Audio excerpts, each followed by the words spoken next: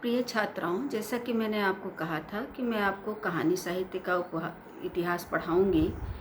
तो अगर भारतवर्ष में हिंदी कहानी की बात करें तो हिंदी कहानी पर हमें संस्कृत कहानी, अंग्रेज़ी कहानी और जो हमारे लोक जीवन में प्रचलित कहानियाँ हैं, इसके विकास के प्रारंभिक दौर में इन सभी का हमें एक प्रकार से प्रभाव देखने को मिलता है। क्योंकि कहानियों का दौर अगर माना जाए तो संस्कृत साहित्य में भी अच्छा खासा था और बहुत सारे हमारे पुराण और आख्यान जो हैं उसमें कहानियों का, छोटी छोटी कहानियों के माध्यम से हमको नैतिक जीवन की शिक्षा दी गई है। और लोक जीवन में तो कहानियाँ कहने का प्रचलन है ही, आपको मालूम ही है कि दादी नानी की जो सांध्य बेला है वो अक्सर कथा कहानी कहते ही गुजरती थी।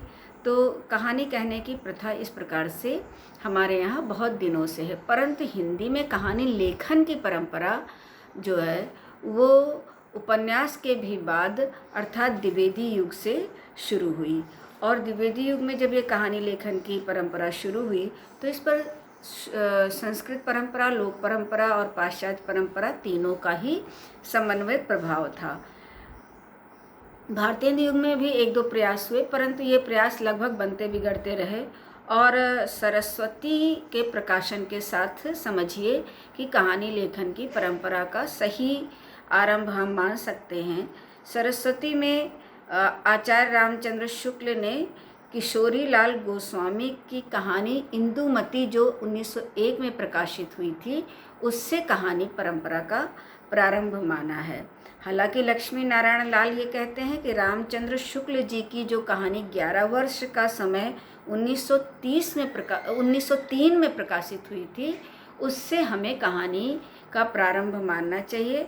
राय कृष्ण दास थोड़ा इससे इतर मत रखते हुए कहते हैं कि राजेंद्र बाला घोष की, जिनको बंग महिला भी कहा जाता है, 1907 में प्रकाशित कहानी दुलाई वाली से हमें कहानी का प्रारंभ मानना चाहिए। लेकिन एक और मत अभी उभर करके सामने आया है जिसके अंतर्गत ये कहा जाता है कि एक माधवराव सप्रे की कहानी एक टोकरी भर मिट्टी जो 1901 में ही प्रकाशित हुई थी, उसको हमें प्रथम कहानी मानना चाहिए। और राजेंद्र यादव जो बहुत अच्छे कहानीकार खुद हुए हैं, उन्होंने चंद्रधर शर्मा गुलेरी की कहानी उसने कहा था जो 1915 में प्रकाशित हुई, उसको उन्होंने प्रथम कहानी के रूप में स्वीकृत किया। तो इस तरीके से आप यूँ कह सकते हैं कि द्विवेदी युग में अभी कहानी बन रही थी, पुष्ट हो रही थी। क्योंकि कथाकार या कहानी सम्राट के रूप में प्रेमचंद को माना जाता है, तो जैसे उपन्यास के 3 युग बने वैसे इसके भी 3 युग बने, जिसमें एक प्रेमचंद पूर्व युग बना, एक प्रेमचंद युग बना और एक प्रेमचंदोत्तर युग बना।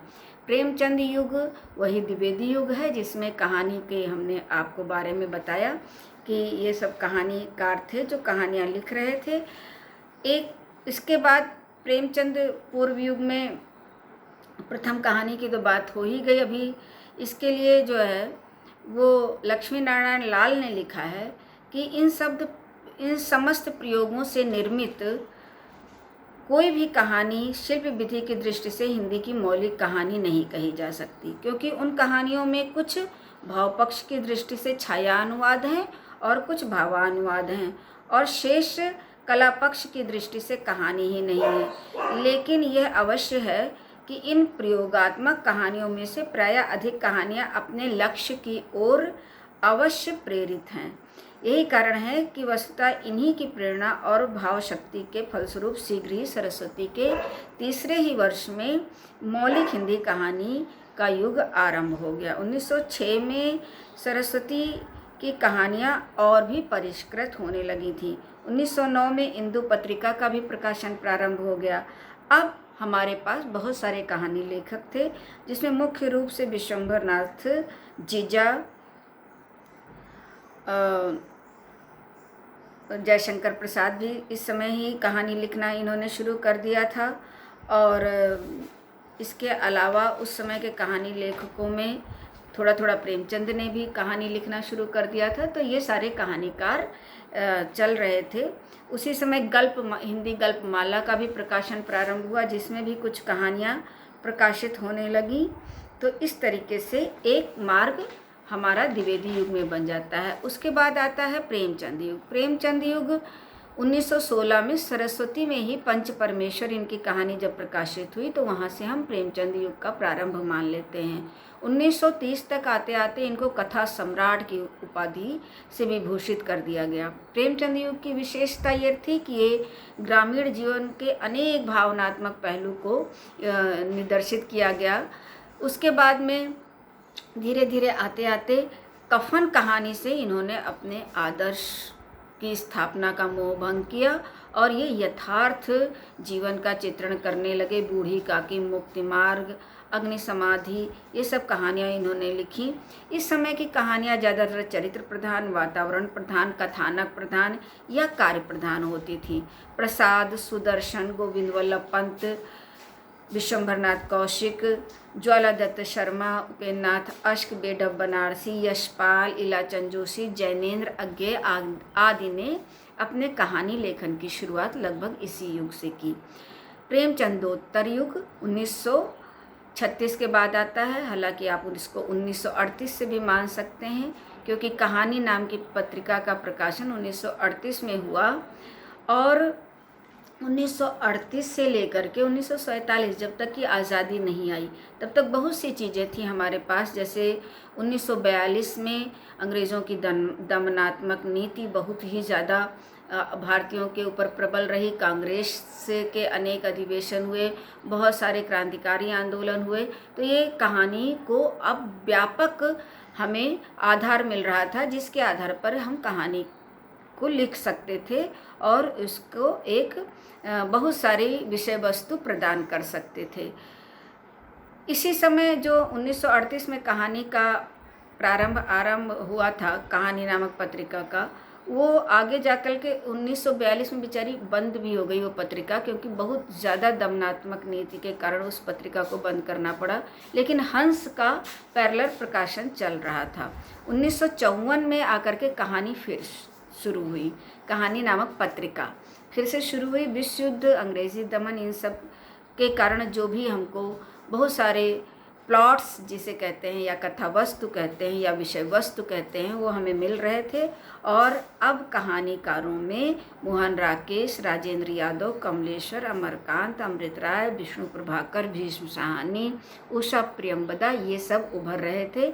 इन्होंने कहानी को मनोरम कल्पना की धुंध से निकालकर यथार्थ जीवन की धरा पर उपस्थित करने का या खड़ा करने का पूरा सफल प्रयास किया।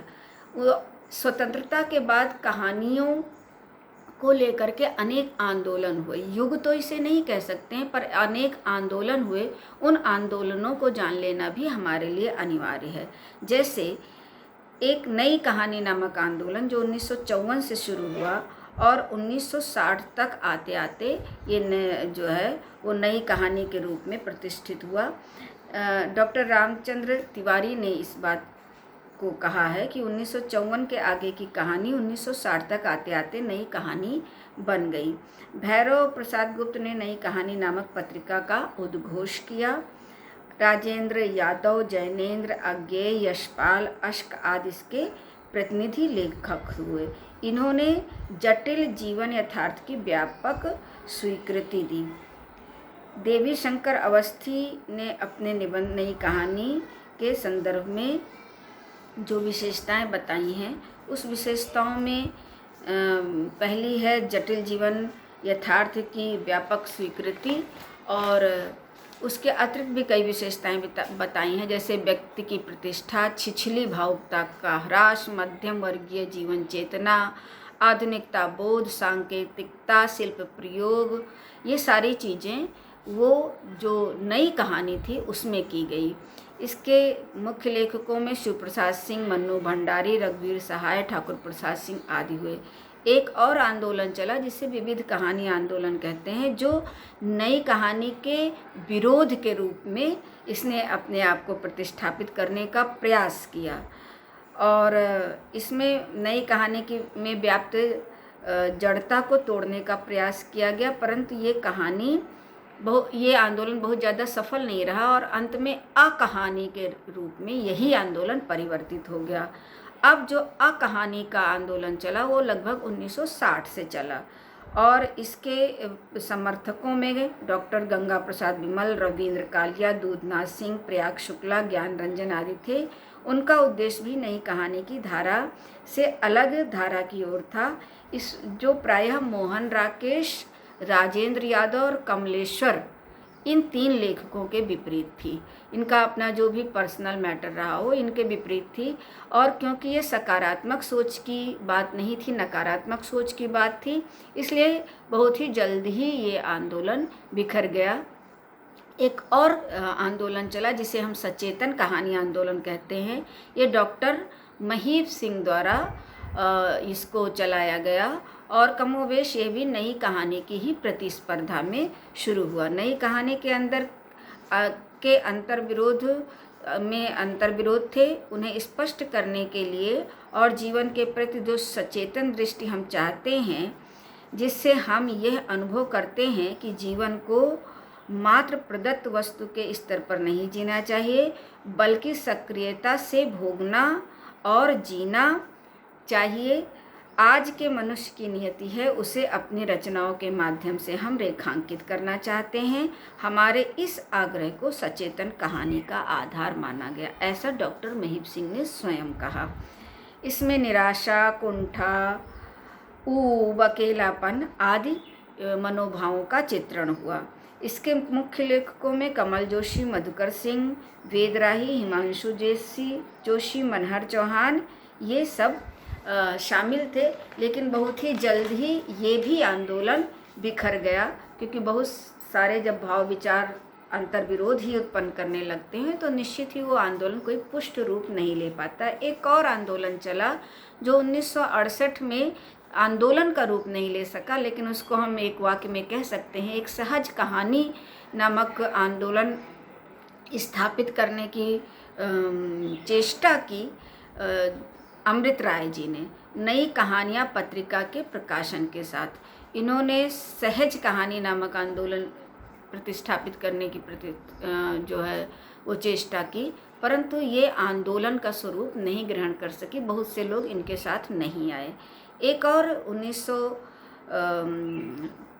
और आंदोलन चला जिसे हम समानांतर आंदोलन कहते हैं, जो सारिका कहानी के माध्यम से कमलेश्वर ने चलाया।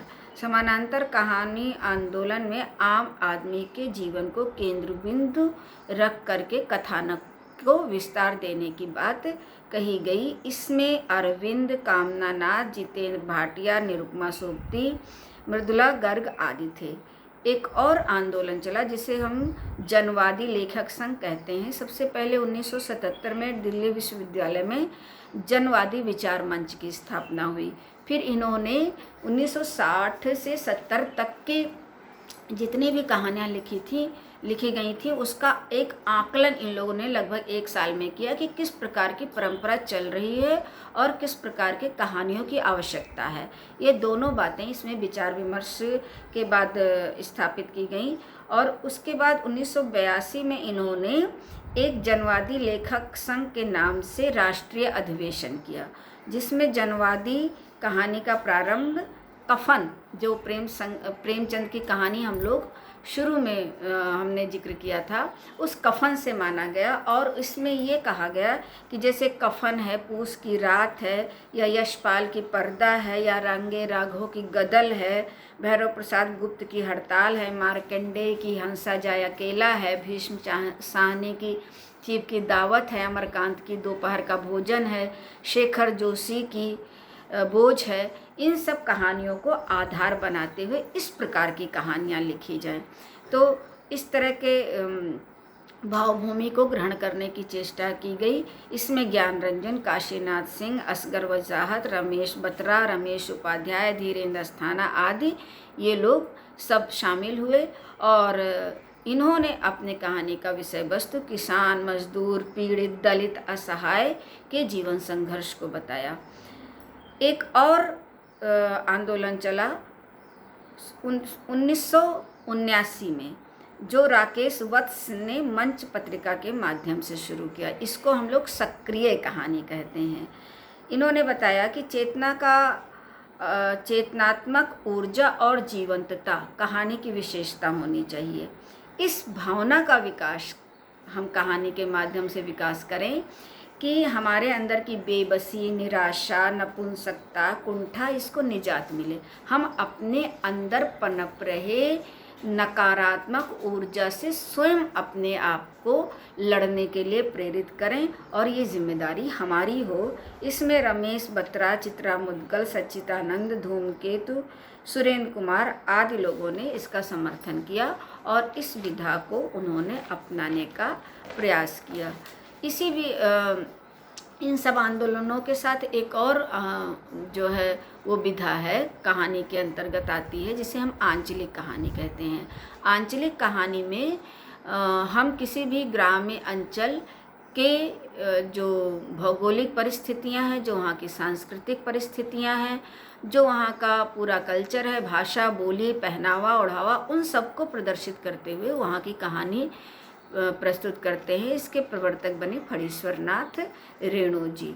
अब इस प्रकार से कहानी में उपेंद्रनाथ अश्क, प्रभाकर रामेश्वर शुक्ल अंचल, भगवती चरण वर्मा, यशपाल नागर, भीष्म साहनी, मुक्तिबोध, ये सब इस परंपरा से आते आते कहानी आज जो है लिखने वालों में शैलेश मटियानी, रामदरस मिश्र, शेखर जोशी, ज्ञान रंजन, काशीनाथ सिंह, महीप सिंह, हृदयेश बटरोही, उदय प्रकाश, रमेश उपाध्याय, स्वयं प्रकाश, शिवमूर्ति, शालिग्राम शुक्ल, नवनीत आदि ये सब आधुनिक कहानीकार के लेखक या नए लेखक माने जा सकते हैं। महिला कहानीकारों ने भी इसमें बहुत अच्छी भूमिका अदा की, जिसमें हम नाम ले सकते हैं शशि प्रभा शास्त्री, सीमानी, कृष्णा सोप्ती, मन्नू भंडारी, उषा प्रियंवदा, ममता कालिया, दीप्ति खंडेलवाल, मृणाल पांडे, मृदुला गर्ग, चित्रा मुद्गल, मंजुल भगत, सुधा अरोड़ा, सूर्यबाला, मेहरुन्निशा